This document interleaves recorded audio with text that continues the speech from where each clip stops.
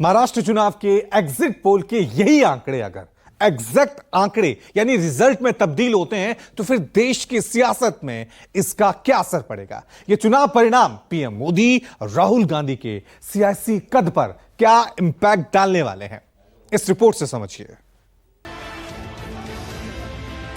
क्या महाराष्ट्र में महायुति यानी एनडीए की सरकार बरकरार रहने वाली है या महाविकास अघाड़ी यानी इंडिया गठबंधन सत्ता में वापसी करने जा रहा है, या फिर महाराष्ट्र की सियासत में एक और नया समीकरण देखने को मिल सकता है?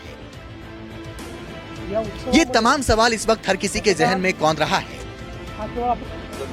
लेकिन इन सब के बीच महाराष्ट्र चुनाव के रिजल्ट से पहले उसके सियासी मायने भी तलाशे जा रहे हैं। मायने, प्रधानमंत्री मोदी के सियासी कद पर इसका क्या असर पड़ेगा?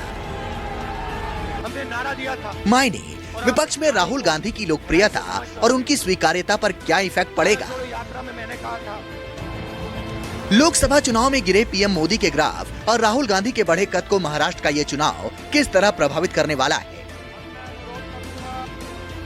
इस पर तस्दीक से एक एक पहलू आपको बताएंगे। लेकिन उससे पहले जरा ये जान लीजिए कि मतदान खत्म होने के बाद सर्वे एजेंसियों ने महाराष्ट्र को लेकर जो एग्जिट पोल के आंकड़े जारी किए हैं वो क्या कहते हैं। सबसे पहले आपको मैट्रिक्स के आंकड़े दिखाते हैं। मैट्रिक्स के मुताबिक महाराष्ट्र में एनडीए यानी महायुति को 288 में से 150 से 170 सीट मिलने का अनुमान है, यानी महायुति की सरकार बरकरार रहने के आसार लग रहे हैं। वहीं इंडिया यानी महाविकास अघाड़ी को 110 से 130 सीटें मिलने की संभावना है, जबकि अन्य के खाते में 8 से 10 सीटें जाती दिख रही हैं। पीपल्स प्लस के मुताबिक 175 से 195 सीट महायुति के खाते में जाती दिख रही है। वहीं महाविकास अघाड़ी को 85 से 112 सीटें मिलने का अनुमान है, जबकि 7 से 12 सीट अन्य के हिस्से में जा सकती है। पी मार्क के मुताबिक एनडीए को 137 से 157 सीटें मिलने जा रही हैं। वहीं इंडिया गठबंधन के खाते में 126 से 146 और अन्य के हिस्से में 2 से 8 सीटें जा सकती हैं। पोल डायरी के आंकड़ों के मुताबिक बीजेपी की अगुवाई वाली एनडीए को 122 से 186 सीटें मिल सकती हैं। वहीं कांग्रेस की नेतृत्व वाले इंडिया गठबंधन के दल 69 से 121 सीटें जीत सकते हैं, जबकि 12 से 29 सीट अन्य को मिलने की संभावना है।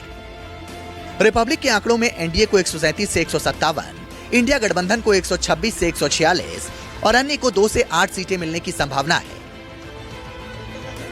कुल मिलाकर देखा जाए तो इन एग्जिट पोल्स के आंकड़ों में महायुति की सरकार बरकरार दिख रही है।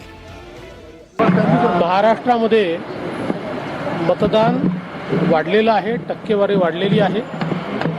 आजपर्यंतचा अनुभव आहे की जेव्हा जेव्हा टक्केवारी वाढते त्याच भाजप आणि मित्र पक्षाला त्याचा फायदा होतो। त्यामुळे आम्हाला अपेक्षा आहे की त्याचा निश्चितपणे फायदा आम्हाला मिळेल आणि महाराष्ट्रात आमचं सरकार तयार होईल अशी मला अपेक्षा है। महाराष्ट्र में बीजेपी के और उनके अलायंस के बारे में लोगों में गुस्सा था और गुस्सा लोगों ने पूरा ताकत के साथ वोट के माध्यम से सरकार पर उतारा है। तो वोट परसेंटेज भी बहुत बड़ा है।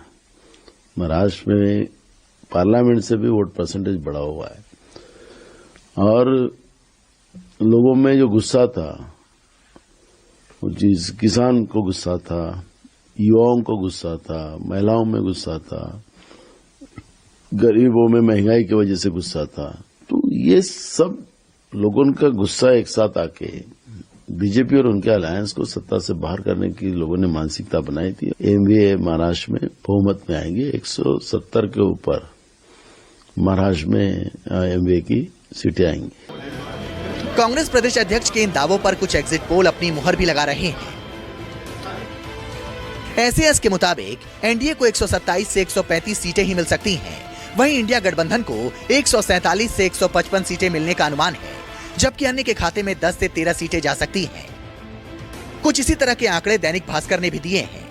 भास्कर रिपोर्टर्स पोल्स के मुताबिक 125 से 140 सीट बीजेपी की अगुवाई वाली एनडीए यानी सत्ताधारी महायुति को मिल सकती है। वहीं कांग्रेस की अगुवाई वाली इंडिया यानी महाविकास अघाड़ी 135 से 150 सीटें जीत सकती है, जो कि सरकार बनाने के लिए काफी है, जबकि 20 से 25 सीटें अन्य को भी मिलने के आसार हैं। वहीं इलेक्टोरल एज के आंकड़ों के मुताबिक एनडीए को महज 118 सीटें मिलती दिख रही हैं, जो कि बहुमत के आंकड़ों से काफी कम है। वहीं इंडिया गठबंधन को 150 सीटें मिलने का अनुमान जताया है, जो बहुमत को पार कर रहा है। वहीं 20 सीटें अन्य को भी दिए हैं। पूरा विश्वास है कि महायुति फिर एक बार महाराष्ट्र में सरकार बनाकर महाराष्ट्र की जनता की सेवा करने का अवसर प्राप्त करेगी।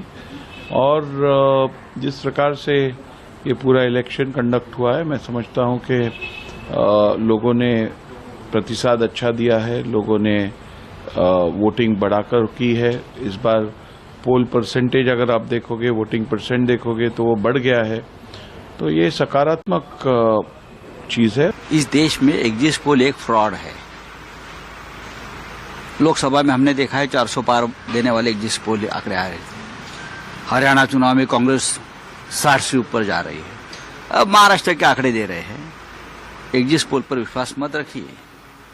हम 160 सीट जीतकर महाविकास आघाड़ी सरकार बना रही है। संजय राउत बिल्कुल सही बोल रहे हैं कि एग्जिट पोल्स एग्जैक्ट पोल्स हैं ही नहीं, और जिस आधार से एग्जिट पोल ने एमवीए को नंबर्स दिए हैं उससे आधे भी नहीं होंगे उनके।